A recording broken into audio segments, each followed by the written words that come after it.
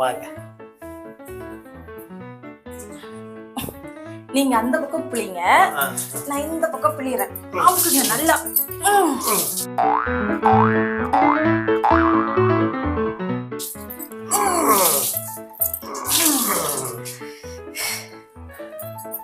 பாத்தீங்களா? இப்ப இதுல இருந்த தண்ணி பூரா போயிருச்சு. தேங்க்ஸ்மா.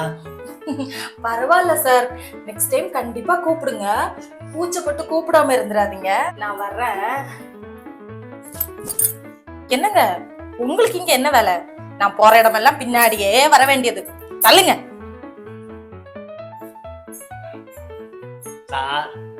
உள்ள என்னையா நடந்துச்சு?